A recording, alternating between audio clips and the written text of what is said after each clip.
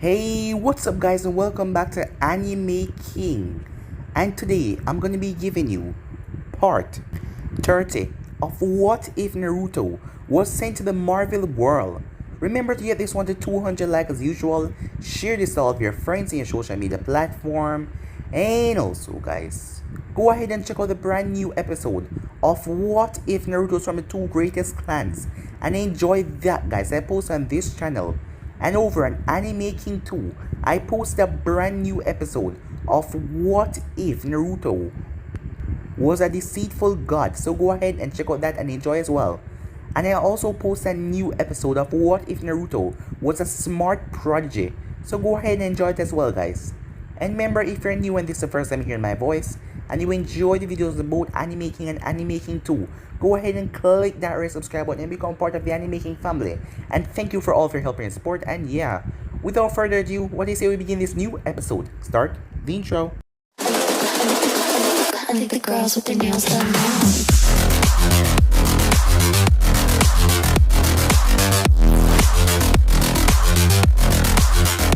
Girls with their nails done. I think the girls with their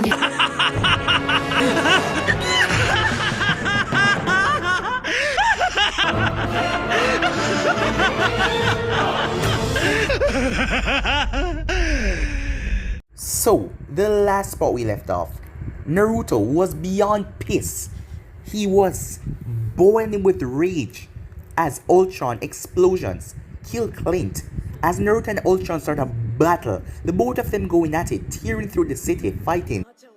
Hulk was watching the fighting as he was about to join it when he saw the Queen jet, as he realized no one was guarding it, as he decided to make a choice. Everyone they report in, but no one could find Hulk, as Naruto started to rip Ultron apart. As Ultron blamed Naruto for this, he said that Naruto had the power to exterminate the mindless creatures, the stupid mindless humans on this planet. That is what he was sent here for, but he failed his job, so he had to do it. As Ultron told Naruto didn't matter what happened, he still failed, as Naruto killed Ultron. As Ultron then came to life back in one of his old centurions. As the moment he woke up, he realized someone was coming in, as Wanda stepped inside. As she told him he was feeling fear, but he still didn't deserve to live after what he did. So many people life lost today if she would have known in the first place. As she crushed him into nothingness. As Naruto watched Natasha crying, as Clint was buried under all the rubble. As Naruto went there and started to throw the stones away, as everyone joined in without saying anything. Within a small time skip, as Naruto woke up, he was in Konoha. As Naruto jumped up to see Hinata beside him, but this can't be real, as Naruto thought he was losing his mind, as he tried to stab himself to get out of his illusion, but his hand, it felt fake and no blood was coming from it. He was brought to the hospital after passing out, as he saw Sakura, as he asked her if she was real, as she said yes, of course she was real. As Naruto quickly ran away from the hospital, as Kakashi found him at the gravestones and asked him what is going on, as Naruto told him everything that happened after all of them died. But Kakashi told him nothing like that happened, as he told him about his wedding day with Hinata. As Naruto came back to the hospital, as Snady bumped him over the head for doing something so stupid, making them all worried. As Snady checked him over, but he was fine. Hinata then came into the room, as Naruto said he wanted to have a party with everyone, as she obliged with that. They went and get the kids, as Naruto met Baruto and Himawari, as the both of them seemed so wonderful, as Naruto wished that if this was real, he could get back his memories, so he could have a life with them and a family he never had, as this was truly paradise. So yeah guys, that was basically the last part we left off. You guys can switch across to place and check it out for yourself. So let's start this new episode. Naruto was standing on the porch, as a big smile was on his face. A lot of things happened today. He met up with everyone. They had a wonderful barbecue. He met Choji and saw his new wife, Karu. He also saw Sasuke, as Sasuke came back to the village to check up on Naruto to hear that something was wrong with him. But he saw nothing with his Sharingan or with the Rinnegan, so it must be some inner problem for him to lose his memory like that. As Naruto told Sasuke to spend time with his daughter and also his wife, and stop leaving the village like that, because he can see that they really miss him and the little girl doesn't even know him. But Sasuke was scared, but Naruto talked him out of it, as Sasuke just gave him one of those nonchalant as Naruto gave him a hug. Today was really a wonderful day, as a big smile was on his face. It is weird what little things he missed, the smell of Konoha night air. He wished if this was actually reality, he could get back his memories and live a life here with them, all of them. He could feel the love they have for him, and that made him felt guilty. Guilty because he didn't think that their love was real, to think that they weren't real. This guilt was festering, bubbling up in his chest. Do you want to tuck Naruto into bed? Naruto didn't turn around, he just looked up in the sky. Yeah, I like that, he said. As Hinata came up and wrapped her arms around his stomach. As her head was in his back. Did you have a good day, she asked. It was the best day of my life. She smiled. I'm glad, but the day is almost over now, beloved. As Naruto got stiff for a second there. Of course, he said. As Hinata started to head back inside, as he followed behind her. Creeping up the stairs behind her, the two arrived at Boruto's door. As Hinata watched as Naruto stepped inside. I'll see you on the other side, Hinata said. As she closed the door, releasing a shaky breath, Naruto looked down at the boy, as he was smiling at his father. Did you have a good day, Naruto asked. Yeah, it was fun, Dad, said Boruto. Good, Naruto said. Are you going to tell me a story? Boruto asked. What kind of story do you want me to read? Naruto asked in a trembling tone. Oh, you always tell me the story of the time you saved the priestess from the demon army of Stone Man. As Naruto sat down, I don't think I'm going to be able to tell you a story this time, buddy. What? Why? Boruto asked, confused. I don't think I have the time, Naruto said, running his hand over Boruto's hair. And the rest of the time I want to spend with you. What? He asked. Do you love me? Naruto said. Yeah, of course, said Boruto. You want to be just like me, right? No, Boruto said. I don't want to be the Hokage. I want to be the person who protects the Hokage. As Naruto looked at his son surprised. That is what you always told me, that I had to protect what is precious, hold it tight with both arms. That's what I want to do, Dad. One day, I want to be strong enough to protect you. Believe it. As if Boruto felt his father's tears, he didn't show it, as Naruto was now crying. As Naruto kissed his son on the forehead, I am so proud of the person you could have been, he whispered. As he leaned back and wiped his tears away. If you wake up tomorrow and I'm gone, I want you to know something. What do you mean if you're gone? One day, Naruto said, without answering the question. I'm gonna be gone, Boruto. Whether that's tomorrow or whether we're both old like Granny Snazzy, I want you to know I will never forget you. I will love you no matter how far away I will be. As Boruto smiled, as Naruto continued to run his hand over his son's head, as Boruto slowly fell asleep, as Naruto put him under the sheets, as he stopped taking one last look at his son, the boy sleeping peacefully. He already had his time with Himawari, but stepping through this door meaning that their existence will come to an end. As Naruto opened the door, a bright light hit him in his face. As he stepped inside. Time to wake up, beloved, a voice said. Naruto got up. As he saw the campfire, he was in Frieza, part of a seal. Her fire was blazing next to him, the image of Boruto's bedroom, going away into the flames. I didn't think you would accept the fantasy, so she couldn't get to finish that sentence as Naruto tackled her to the ground, his hands wrapped around her throat. Why would you do this to me? Naruto screamed. Do you have any idea what you did to me? The pain, the amount of suffering you just put me through? How could you make me see all of that, knowing that's all I've ever wanted? Is that funny to you or something? Did it make you laugh giving me that fake life, that fake family? Answer me, he shouted. She wheezed around Naruto's grip, her words muffled by Naruto's windpipe. But she managed to say these next set of words. They were real. He stepped away from her as he blinked rapidly in thought. How is that possible? She coughed as she rubbed her neck. What you saw was real, I promise that to you, beloved. How? How the hell would you do that? Why the hell would you do that? I didn't do any bullshit, Naruto said. Do not toy with me, death. As she was a bit hurt that he didn't call her Frieza. But don't you remember what you were doing before the dream started? As Naruto tried to remember, I was back home at the memorial stone. Yes, but what were you doing? I can't remember. You were sealing away the mind stone, she said. As Naruto then remembered, he had gone home, paid his respects at the memorial stone, and he had unsealed the mind stone from where he placed it to seal it away with the other stones. When he unsealed the stone from where he put it, he was covered in a Sage of Six Paths cloak, as he was going to seal it in the memorial stone that is where he put the other stones. And the stone somehow seeped into the Sage of Six Paths mode. That was the last thing he remembered. The Mind Stone had all authority on all things that concern the mind. It has respect and fear as well, fearing that he will seal it away forever, but respect of your own power of your will of mind and your body. It decided to give you what you always wanted, giving you a reason to use its power, Frieza said, her voice still raspy from Naruto's attack. Huh? How do you know all of that, Naruto asked. I wasn't exaggerating when I said that authority in all things concerning the mind. It seeps into everything, every corner of your mindscape. From me, it learned everything that it needed to know, just as I learned from it as well. I learned what I needed to know. And you did nothing to stop it, Naruto said. I never imagined that you will fall into the fantasy so willingly. You stopped resisting so quickly. Once I realized you don't want to leave, I took it upon myself to show you the light. And I'm sure you have no problem watching all of it, Naruto said that scoff.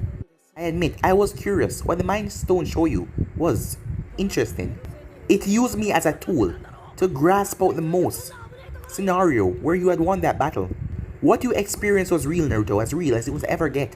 Had you won, had you not been sent to Earth, you would have married Hinata Hyuga, you would have had Baruto and Himawari. Your friends would live. All of them would be there for you. Everything would be a success. Naruto's shoulders started to shake as he drove his fist into the ground. As she tilted her head, I thought you'd be happy to understand that it wasn't a fantasy, that everything was real. That only makes it that much worse. Don't you understand? I do. To be able to know what your life should have been, it's rather heartbreaking, she said. But even with infinity, there's balance. What does balance matter, Naruto said. I've lost everything. How is that balance? By trying to reverse time, to bring back the death, you are stepping on something different. You are stepping on the toes of eternal infinity, oblivion, and most of important, myself. Do you understand? And what would happen to me if I did, Naruto said. If you gather the 6 infinity stones and you reverse what happened to your world, the aftermath could be catastrophic. Do not forget you're not the only one affected by your arrival on Earth. The best case scenario that you will be creating another alternate reality. While unsanctioned by my siblings, it is not something that can be forgiven. The worst case scenario will be the breaking of all reality. While it will not break all of the multiverse, it will destroy all of your alternate reality in which you have been sent to Earth. All of the divergence created by that, and trillions of others will be destroyed. You and an unfathomable amount of people will be wiped out from existence. Naruto shook his head, but even if there was a chance, isn't that worth it? She slowly crawled over to him as she placed a hand on his shoulder. You once present me with the question of who will is stronger. The man who can do something like that, or the man who can and chose not to. I know what kind of man you are already, Naruto. All of this is just a test of your will. Looking into her eyes, Naruto pleaded for her to be wrong. But she wasn't. I understand, he said. I understand what the Mind Stone showed me wasn't real. What it offered me isn't real. Death is death. But they are still not gone, they still exist. They exist with me, and as long as I have the memory of that day, that is all. I'll ever need. My family is with me, he said. My entire life has laid up for me to maintain balance. If the Infinity Stone is only maintained to embody that balance, then I'll do whatever I can to protect them from anyone who tried to abuse them. That's my promise. That's my purpose, he said. As Naruto then came back to reality, as he was still in his 6th path stage mode, and he had the Mind Stone in his hand. Knowing that the seals around his body was a hot glowing yellow, he frowned at the power coursing through him. As Naruto placed his hand on the ground, as a seal, a ray appeared on the ground. As he placed the Mind Stone inside, as the power left him, as he sealed it inside of the Memorial Stone. As he went through a set of hand signs, Infinity Sealing, seal, he said, as a seal and a ray vanished. As he looked up at the stars, if there are infinity realities, I wonder, there should be one of him right now, running around, looking up into the sky. There should be one where they're happy. What the hell are you talking about, Naruto? Kurama said. Nothing, Naruto said. Don't worry about it. It seemed like Kurama didn't have any idea what happened. Time skip. As we're reading these statistics, please note that these are not set and they can be changed within the hour, Christine Everhart said as she was sitting behind her desk as she was a news anchor. Here in New York City, death. Washington DC, 287 injured, 23 dead.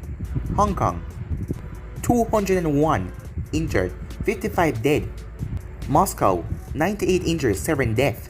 Beijing, 167 injuries, 74 deaths. Nairobi, 178 injuries, 49 deaths.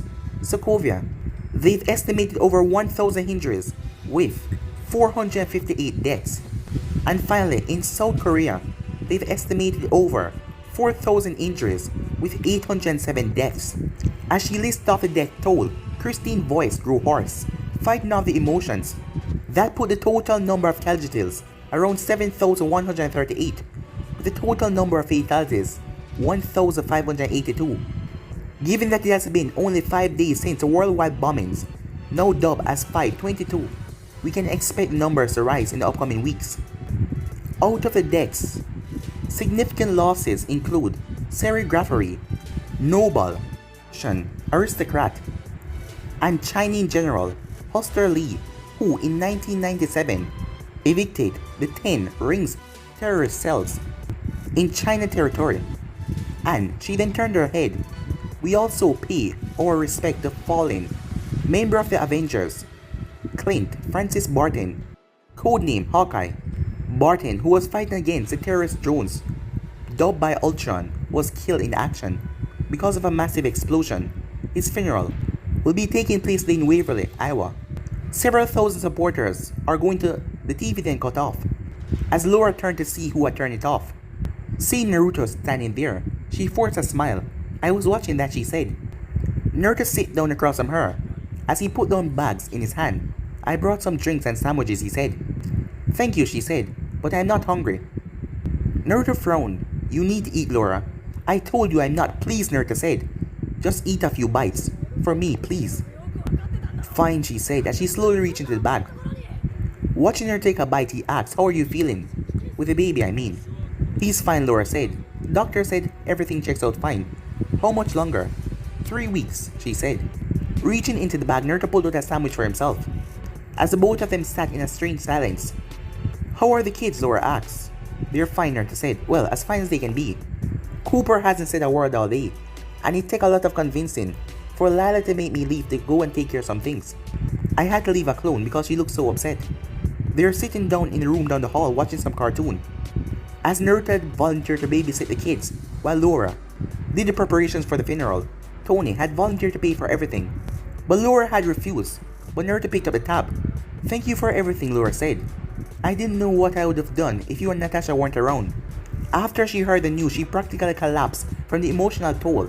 She was placed under medical care for a week, so she and the baby could be monitored. Natasha had looked after Cooper and Lila for the week. "You don't have to thank us," Naruto said. "It's the least we can do, seriously." She looked towards the TV. "The news has been loving you for the past week. The footage of you helping up, cleaning up. It's a major talking on CNN and Fox News. Everybody's calling you a hero, not that you weren't one before." "I wasn't much of a hero that day," Naruto said. "Because of me, that monster was able to do that. If I put that thing with Odin aside, none of this would have happened. If I had put the stone with the other stone on my planet, then none of this would have ever existed. How can I be a hero if I can't prevent stuff like this from happening?" "If Clint taught me anything," Laura said, "is that a hero isn't a person who focuses on stopping bad things from happening. A hero is someone who saves lives when it happens. Because in the end, you can't always prevent it. Hopefully, you try your best to stop it, and that is enough." Naruto shrugged. "I guess," he said. The conversation was cut short by a knock on the door. As she looked towards it, "Come in," she said. As the door creaked open, Secretary Ross peeked his head inside. "Laura?" "Thaddeus," Laura said with a smile as she got up from her chair. As he came into the room, he gave her a hug. "I figured I'd come a little early, pay my respects before everyone files in." As the two walked further into the room, Naruto raised an eyebrow, and the two of them close relationship. "How are the kids? The baby?" "They're as fine as they can be, with all things considered." "How's Betty?" she said. "Betty is doing fine. Just took a job at Technical Corporation earlier this year. She is scheduled to demonstrate a particle accelerator in Queens. I'm sure she would love if you drop by." "Maybe another time," she offered, but Naruto could tell that she wasn't interested. "I can walk you to the altar to pay your respects," she said. "Actually," Ross said, "if you wouldn't mind, I was wondering if Mr. Uzumaki can escort me. I was hoping to speak with him in private." "Oh, okay," Laura said. He then looked towards Naruto. "Well?" "Sure," Naruto said. "I'll lead the way." As he walked out of the room and through the church hallway, Ross then spoke. "I heard you pay for the services." "Yeah, I had the money for my time in S.H.I.E.L.D., Naruto said. "How do you know Laura?" "I was Barton, commanding officer in the Gulf War. It was my recommendation that got him into S.H.I.E.L.D." Naruto blinked. "I didn't know that," he said. I would be surprised if you had. Barton wasn't the one to spill that kind of thing. As the two opened the door and came in towards where the coffin has been placed inside the church. The closed coffin, as the both of them reflection was seen on it. As Ross placed a hand on it, when I heard, I couldn't believe it. Barton was one of the best soldiers I ever seen. The idea of him dying like that made me sick. He deserved something better than that. All of those poor people did. As Naruto nodded, standing behind the man a little, as he watched the man made a sign of the cross and a quick prayer. He then turned towards Naruto. You should know, I am pushing legislation to advance the activities of enhanced people. Barton is gone. Banner has disappeared. The surviving twin is hiding out in Sokovia. And no one's seen Thor for 2 days. What happened has everyone spoke. Democrats, Republicans, low class, upper class, country to country. The unsupervised exploits of Tony Stark and the fallout of that had led to one of the most catastrophic days in our history. The only thing keeping Stark out of prison is reputation and the fact that most don't believe him to be completely at fault. But people are angry, they need someone to blame. And if they can't pinpoint on a single man, they go for a whole group. As of now, almost every country within the United States is working with me on a piece of legislation. We're calling the Soul Accords. If all of these countries agree on this, then the Avengers will no longer be an independent group. They will be placed under the United Nations panel, who will decide where and when the Avengers or any other enhanced group should be deployed. If anyone refuses, they will be asked to tire their superhero identities. And where does that leave me, Naruto said? Several countries, myself included, are aware of your involvement in Ultron creation. But we are aware that you're the one that killed him, myself included. Your intervention saved thousands of lives, and for that you have my thanks. So what does that mean, Naruto asks? It means that you will not be under the Soul Accords jurisdiction. You and anyone sponsored by your team will be falling under another Accords, and we will still agree to the deal we agreed upon a month ago. What's the catch, Naruto asks? You are not under any circumstances that allow anyone from the Avengers on your team. This include the Wanda girl. For the US connection, she is assigned herself in for the role she played. Tony Stark is under the same Accords. He either fall into the Accords, or we either hold a hearing over his creation of a terrorist entity, Ultron. That's pretty cutthroat, Kurama said. Either the Avengers sign, retire, or become criminals in the eyes of the world government. Alright, Naruto said, I agree. Ross extended his hand. Then we have a deal, he said. As the both of them gripped hands, the man spoke. This is the only freebie you will get, Uzumaki. What happened that day will ever reside in the humanity race. For a very, very long time. Eventually these people see you for what you are. They will devour you whole. The enemies you have made today will come knocking on your door. Your bill will come due. That's the thing, Naruto said as the man walked past him. It wasn't free, as he looked at the coffin. It only took a couple of hours before the place started to fill up with people. As Naruto saw the President of the United States giving Laura a hug before disappearing in a sea of Secret Service officers. As Naruto spent the most of his time dodging any members of the media and spending with Laura and the kids as Lila stuck onto him as he held her hand the entire time. She refused to go to the coffin as she stayed with Cooper and Naruto the entire time with a tight grip on their hand. Cooper did his best to stay out of sight, only smiling when someone random walked up and gave a smile of condolences. Laura had given a cheer near to the entrance as she stayed off her feet, giving everyone a fake smile as she tried to force it as best as she could. Eventually, members of the Avengers started to arrive. Natasha and Steve were the first to arrive, followed by Thor, who was dressed in a ceremony as Guardian funeral wear. Steve, who was standing next to Naruto, while Natasha was holding Lila in a gentle hug, whispered, "Have you heard?" As Naruto looked down to make sure Lila wasn't listening. "Yes, Ross told me." Steve was silent for a few seconds before saying, "I guess joining Infinity Watch is out of the question." "It appears so," Naruto said. "I'm sorry." "I understand," Steve said. Tony figured that wouldn't be an option. "What's his take on it?" Naruto asked. "He was on board before they threatened him with possible jail time. He's a mess," Steve said. "I wouldn't know, haven't seen him since. Well, you know." "I thought you'd be here though," Naruto said. "He doesn't want to cause a scene, but he didn't seem pleased by it." "So, who do you think's gonna sign?" "Tony's a definite, which means Rhodey too. Apparently, the Maximum Girl is under the same scrutiny as Tony, but I doubt she will sign either way." Naruto nodded towards Natasha with a raised eyebrow. Steve simply shrugged. What about you, Naruto said. I'm thinking about it. Are you seriously thinking about quitting, Naruto said. You? Before anything could be said, Lila pulled on Naruto's hand as she was pointing towards the door.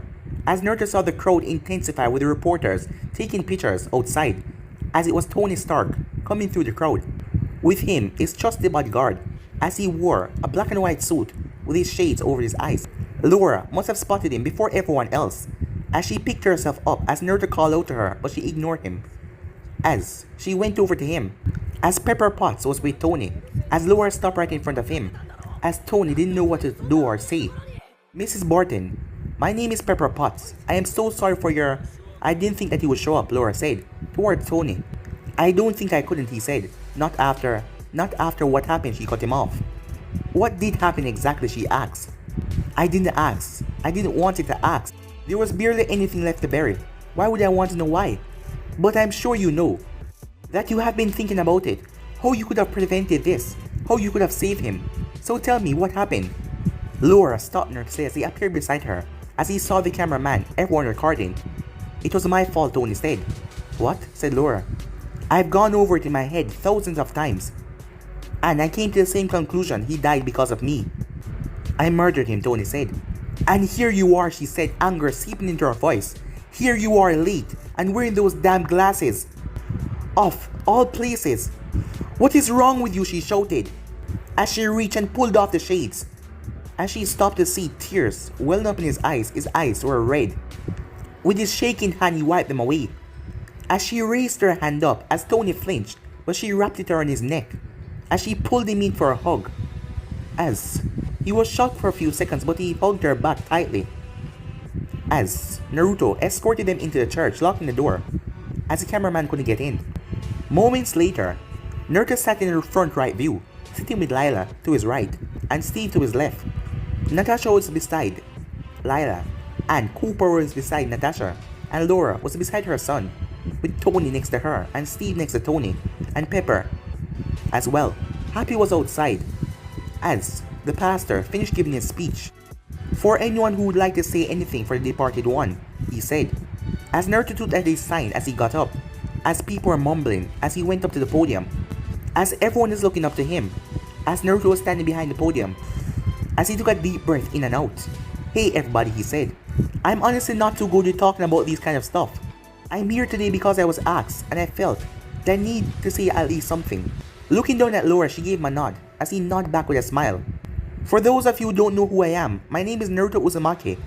I have known Clint for 7 years. He was assigned to me for most of my time working alongside S.H.I.E.L.D. But thanks to the internet, I know most of you know it already. What most of you don't know is that I'm not from here, and by here I mean Earth. As Naruto paused, allowing the surprised murmurs and groans to pass. He then coughed. Clint kinda knew what I was. That I wasn't some kind of worthless rookie who needed to be shown the ropes of violence and war. I've been fighting for nearly 5 years by the time we've met. I have gone through and seen as much, maybe even more than him. But what he did see was that I wasn't handling it well. Not as well as him anyway. He could see and experience these horrible things, but he always had support. And he knew that. I was always jealous of him for that. Here I was in a strange new place with strange new rules and expectations. And so often I get to feel what it means to be a human with his family.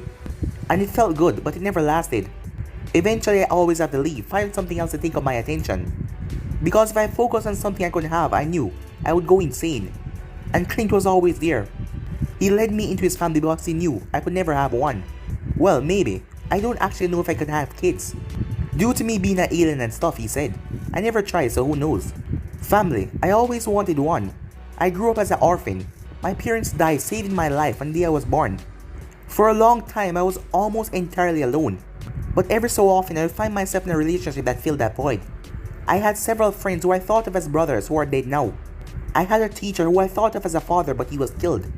There was this girl who was practically my sister, but she died because I couldn't protect her. By the time I met Clint, everyone I ever loved was dead and gone. And when you have so many people who you lost, all it does was add more and more what ifs. Maybe I would be married by now with a kids and job and all that stuff. That's the trick, really. You can't think about it. Otherwise, you're just gonna consume yourself with this horrible sadness. And what good would that do? Who are you helping? and a green murmur broke out in the crowd. I think we're going to hear a lot of stories today, telling us how much of a hero Clint was, how much he was their best friend, and how much of a good person he was. And all of this was true. He was a hero and a good friend, a great friend, a loving father, and an adoring husband. And all of these people, I'm sure, are either feeling guilt or condemning someone else. You are so sure that something could have been done. And maybe you're right, maybe something could have been done. I bet you can imagine the guilt I feel right now over the things I should have done. But for Clint, for his memory's sake, don't. He wouldn't want you spreading that kind of memory on his behalf. Though Naruto called several nods, he spotted a few who didn't agree. As he moved forward, I am going to remember Clint, my brother, not what could have or should have been. And he would have asked the same of all of you. As Naruto looked over the coffin, in the words of my people, when a person dies, he disappears. His past, his present, and future. Many people die in missions and war. They could die easily and in simple ways. Many who dies have goals and dreams. They had things even more important than that. Parents, siblings, friends, lovers. People who were important to them. They trusted and helped each other. The bond between them and the person, they become thicker and thicker. As time goes by, it's beyond reason those who are bound by that string will sacrifice themselves for that. Because it is important. We were important to Clint, we should be happy for that, Naruto said. The rest of the service was a solemn one. Natasha had gone up, telling the story of the first time they met. Steve was the next one to go, giving a heartfelt speech. What it means to sacrifice oneself for what they love. One by one, people came up to the podium to tell a tale about how Clint affected their life. Each one showing a different side to Clint that some might not be aware of. Naruto, Thor, Steve, and several of Clint's former brothers in arms carry him to his final resting place. As Naruto watched as the coffin was lowered, as he hesitated to put a hand on Cooper's shoulder as Cooper was crying, he realized it might not be his place. Lyla didn't seem to care, however, as she was crying and he was holding on to her the entire time. Slowly, the crowd started to disperse, leaving Steve, Natasha, Thor, all who were talking to Naruto, while Laura started to give her thanks to those who lingered behind. Where does a god go to train exactly? Natasha asks. Is there a brochure? Thor stroked his beard. Naruto was the one who recommended, actually, he said. You wanted somewhere secluded, Baroth was the destination. That, and since I nearly blew up the place a couple of times, I figured it could have handled some of Point Breaker's lightning. That, and it's peaceful enough, so Odin might be able to enjoy himself despite your best efforts. And why do you need to train exactly? Natasha asks. If it's because you're the third strongest Avenger. Third? Thor said. I think we all know who the strongest Avenger is, he said. Natasha and Steve gave him a blank look. As Thor deflated, how does he count? He's not even an Avenger, he said, pointing at Naruto. He's got a point, Naruto said. Right, whatever, second strongest then, Natasha said. If this is a compensation, you should know we love you for who you are, big guy. Thor grumbled. That is a lot of talk coming from the weakest Avenger, he said. At least I know where I stand, she said. Steve shook his head. So, you got the location of another Infinity Stone. I assume you'll be heading out soon. Pretty soon, yeah. I put it off long enough. I'm heading out in a few days. If any of you want to come along, feel free. Natasha shook her head. I think I'm gonna stay with Laura. She's due in a few weeks. And I think someone should be around just in case. It's probably not a good idea for me to go off-world, said Steve. So what about you, big guy, Naruto asked, looking at Thor. Thor patted Naruto on the back. I think I can make time for a space adventure, he said. Well, I think I'm gonna head out, said Steve, as he said his goodbyes. As he left to give Laura his goodbyes as well. Thor followed soon after, shooting off into the sky, leaving Natasha and Naruto alone. When was the last time you slept, she asked. Surprised at first, Naruto shook her off. Oh, I'm fine, he said. Naruto, she said softly. As he slumped down, a few days, I guess. Bad dreams, she asked. No, just a little restless, he said. She placed her arm on his shoulder. Want to talk about it? Honestly, you're not the one I want to talk about it, he said. Oh, she said. Realizing how that came off. No, that's not what I meant, he said. It's just that, well, I would like to talk to you, it's just that... I get it, Naruto, she said. Really? As she went over and wrapped him in a tight hug. Talk to whoever you have to talk to, she said. As he returned the hug. Okay, he said. I'm thinking I'm gonna head back to Holmes then. Back with Laura and the kids. You gonna stick around?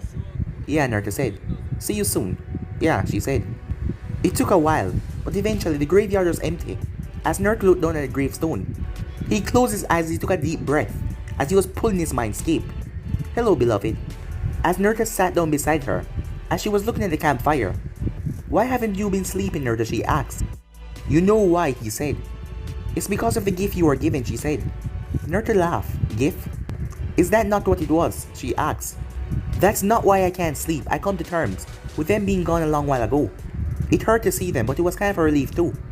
I guess it answered the only question I had about it. And now that I know what I could have, I guess it opened the door for what I could still have. Then why? She said. I'm sorry, he said. I attacked you. I took out my anger on the first thing I saw. You didn't deserve that. She then slowly turned towards him as she got in his personal space. As Naruto sat there, despite him wanting to move. As she then pushed him down the hard shove. As she placed her hand on his neck, holding his neck tightly as he couldn't breathe. As she then removed her hand. There, now we're even, she said. That didn't change. If you want me to continue, I would do it, she said. Her finger rubbing along his neck. You don't have to feel sorry for me, beloved. You don't have to apologize. I don't know if you know this, but I'm a little above morality. I understood your pain just as I understood your remorse. You can't apologize to a being such as myself. It's like apologizing to the weather. It's pointless. It isn't to me, Naruto said. You don't understand, she said. I understand. The meaning of apologies, Naruto said. Even if it is to something like you, I do understand. She was at a loss for words, as she couldn't understand. As he stood up, as she was now sitting on his legs. As he looked directly in her eyes and grabbed her hands. I'm sorry, he said. She started to study his features. That's not the only reason you've been avoiding me, she said. As she got up off him as she went back to the campfire. No, it's not, Naruto said. You want to know about Clint Barton, she asked.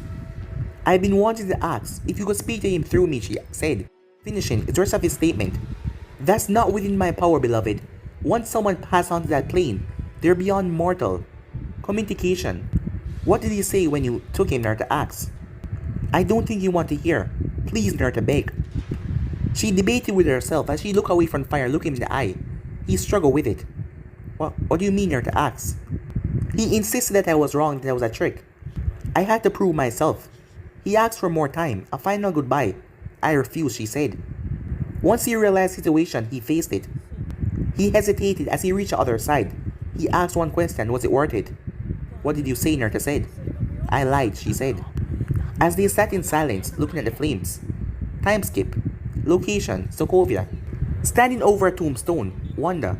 Read the name that was carved into it. The sound of feet stepped on the snow caught her attention, but she didn't bother to turn at the intruder. Wanda? She kept her attention on the headstone. What are you doing here, Naruto, she asked.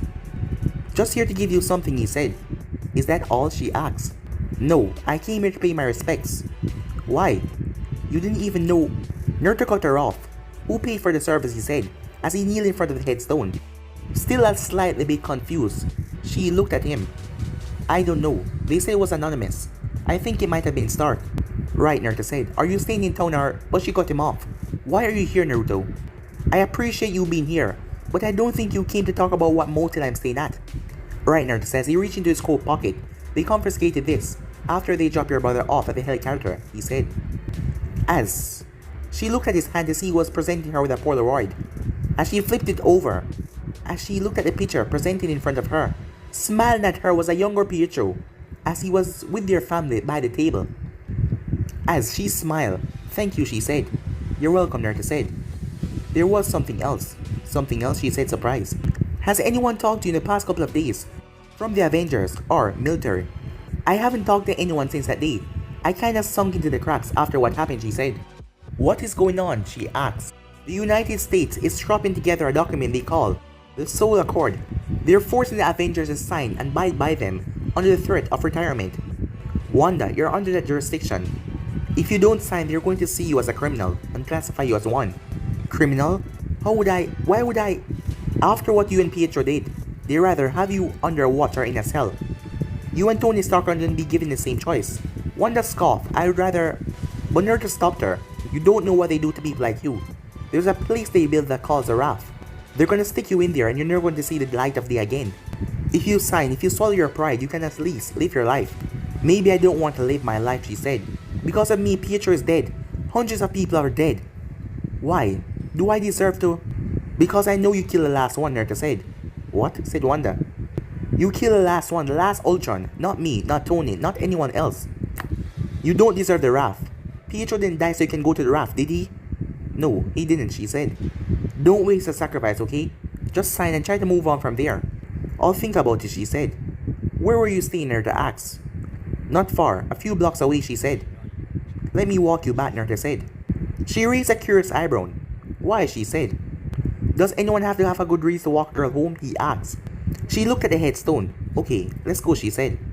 As the both of them started to walk in silence, until Wanda spoke. It didn't make me feel better. What, Nerta said. When I killed him, when I killed Ultron, it didn't make me feel any better. You were right. A broken clock is right twice a day, Nerta said. Honestly, I'm not that good with that kind of stuff, so I shouldn't be ditching out advice. As she looked up at him, I don't know if I can work with Stark, or with any of the Avengers for that matter. And I doubt they'd want to work with me. I understand your feelings, Nerta said. But I'm tired of being a fugitive. I'm tired of being on the wrong side. At least if I sign, I'm working for something that is good. Maybe it will rub off on me, by proxy or something. Maybe you'll get a chance at Stark as you always wanted, Nerta said with a smile. Only to frown and realize he might be hitting a nail on the head. Actually, never mind, he said. As Wanda chuckled. What about you? What are you going to do now, she asked. I'm going to do what I was doing before this whole mess started. Make a team, get them ready, and go from there. Secretary Ross is giving me a slap on the wrist for my involvement in Ultron. I just don't have to step on any toes and everything will be alright. I need to do some scouting and I got a few people on my list. You were on it, but Ross and the others call a permanent dib on you. Wanda stopped as she nodded to the building on the right. This is me, she said. Right, Nerta said. As he started to pat himself down, what are you doing, she asked. What did I do with the damn thing, Nerta said. You seal it in your wrist, dingus, said Krama. Have you been expanding your insults? Repertoire, have you? Nerta asked, as he channeled chakra to the seal on his wrist. Got to do something to pass the time, troglodyte, said Krama, as Nerta ignored Krama as a three-pronged kunai appeared. As he flipped it in his hand so he's holding the blade, as he extended to Wanda. As she looked at it, what is this, she said. This knife was specially made by me last time I was home. On the handle is a seal that let me teleport to it anytime. If you ever need me for anything, just throw it and I'll come around, Nerta said with a smile. She blinked a couple of times. Have you ever heard of a phone, she asked. Nerta deflated. This is better than a phone, he said. This let me come to you in a second. What kind of phone does that? Couldn't you just stick the steel thing on the phone so I can call you or text you so you can come to me, she said. But she still took the knife in her hand. As Nerta scratched the back of his head. I never thought of that, he said. Well, it's very pretty, she said. It's from your home? Yeah, it is, Nerta said. Well, thank you, she said. You're welcome. As she started to walk up the stairs. So, I can call you anytime. For anything, she asked.